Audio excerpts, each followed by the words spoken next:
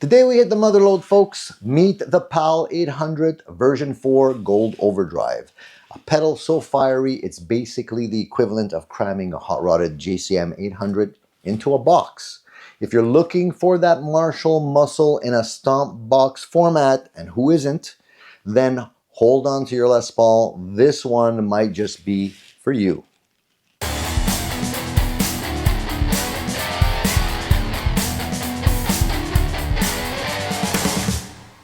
Hey, we're gonna have a lot of fun today. Welcome back, folks. I'm really excited because today we're looking at a pedal that's been on my radar for ages.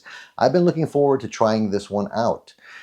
This is the PAL800 Gold Overdrive version 4. Yes, they've taken 4 cracks at this pedal and each version seems to be better than the last. I'm a huge fan of great Marshall tones. And as you can tell from many of my Marshall or Marshall-inspired amps that I've acquired and that you see in the studio in many of my videos, nothing pleases me more than having great Marshall tone in a smaller, more affordable package, because those Marshall amplifiers are becoming unattainable, very expensive, and I'm always happy to see a less expensive alternative.